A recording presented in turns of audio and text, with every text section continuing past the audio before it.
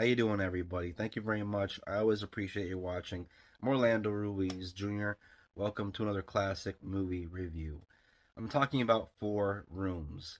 This movie came out in 1995. This is one of those movies that has a great cast. It was directed by four different directors. Basically, you have four stories that take place in a different hotel room somewhere in Los Angeles, a hotel called the Monsignor Hotel, and you have Tim Roth, you have Jennifer Beals, Valeria Golino, Madonna, Ione Skye, Marissa Tomei, Antonio Banderas, Tamlin Tamita, Bruce Willis. You got a little cameo from Quentin Tarantino. The premise of this film is you have a bellhop on his first night on the job, played by Tim Roth in the role of Ted. And Ted is this little guy who has lots of energy. He has this real kind of pep in his step. Tim Roth gives a great performance in the role of Ted and very much carries this film. In each room, he has this different encounter with certain individuals that some pretty colorful characters. The first segment in the film, which takes place in the honeymoon suite involving Ted and a group of witches, was directed by Allison Anders, who prior to this film directed the hood classic Mi Vida Loca and would direct many independent films throughout the 90s, including a movie called Sugartown, which came out in 99, I believe.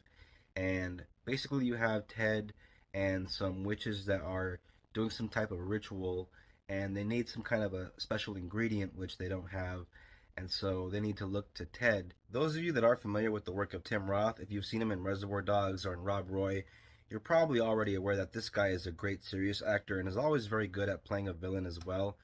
But if you've never seen him in a comedy, I highly encourage you to check him out as Ted the Bellboy in Four Rooms. There is comedic genius inside of Tim Roth. He is on full display here as this very eccentric personality, very kind of quirky and just all over the place in terms of his expressions and mannerisms, and very kind of rubbery. Very much reminds me of Jim Carrey or Jerry Lewis, and there's definitely homage paid here to Jerry Lewis's The Bellboy, which the movie does make a reference to at one point. One of the little touches regarding the character of Ted the Bellboy that I always find amusing whenever I rewatch this film is if you take a look at his pants, they're a little bit below the waistline, and whenever you see him walking down the hotel at times, there's a bit of a wiggle in his walk. And as a kid growing up in a Mexican family, a Latin family, I grew up with the films of Mario Moreno, who played Cantinflas.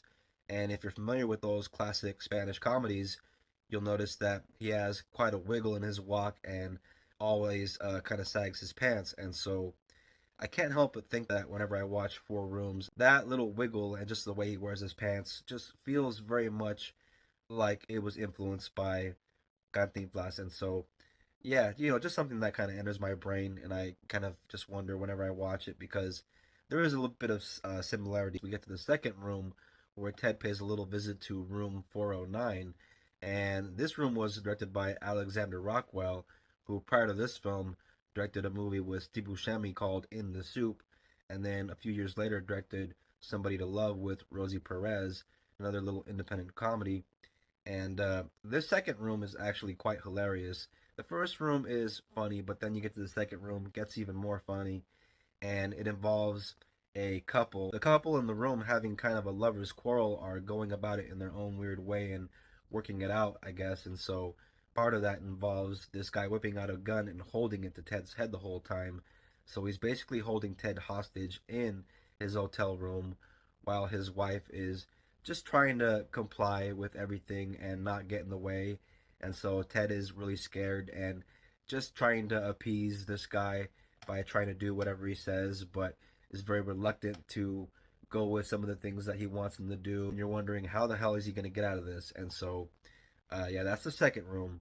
The third room is directed by director Robert Rodriguez. If you're familiar with that name, he directed Desperado. Prior to this, he was the director of El Mariachi and would go on to direct From Dusk Till Dawn and, many cool movies. But the Robert Rodriguez segment, which is the third room, has Antonio Banderas in it and Tamlin Tamita, who was in The Karate Kid Part 2. She was the love interest to Daniel in that. And there's a couple of kids in this movie which play son and daughter to Banderas and Tamlin Tamita's characters. And these kids are insanely funny throughout this segment. They're very good as far as child actors go, and it's very surprising what they get away with these kids. As soon as Banderas and his wife leave for their New Year's Eve party, Ted the Bellboy is basically at the mercy of these little brats that find all kinds of ways to drive Ted nuts, including messing up the hotel room. There's a painting on the wall that the little girl defames using some lipstick, makes a bunch of bullseyes. The little boy finds a syringe and uses it to play darts on the painting. They find booze. The little boy is drinking and smoking and puts on something on the TV that's inappropriate for kids that they shouldn't be watching. And, other things happen in this room that I don't want to give away because they come as very fun surprises. Pretty dark surprises, too. We get into the fourth room, which is directed by Quentin Tarantino, of all people. Now, for those of you that are familiar with the work of Tarantino, if you've seen everything from Reservoir Dogs to Kill Bill, Once Upon a Time in Hollywood, if you haven't seen Four Rooms, you're really missing out. Ted has to go up to the penthouse where there are a few guys staying there, one of them being a movie star played by Quentin Tarantino himself. And he's joined by an actor. I'm not familiar with his name, but I remember him from Copland, and he was also in Pulp Fiction, played a bartender, and Bruce Willis. There is kind of this thing that they want Ted to do for them.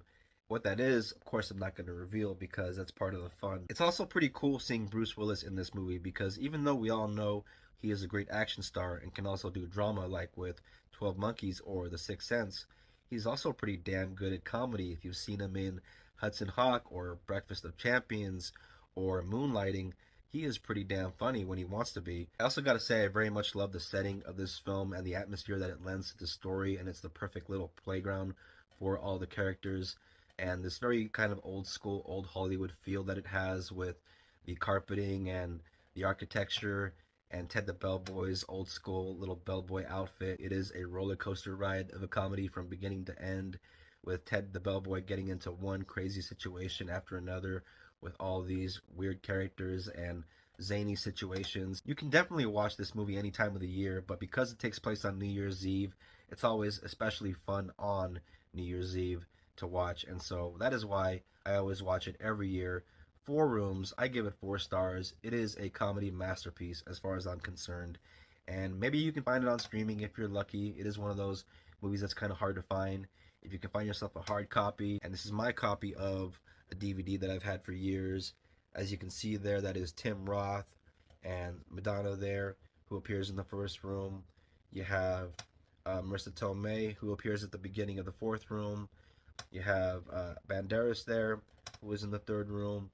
And yeah, 1995's Four Rooms, a lost comedy independent film gem.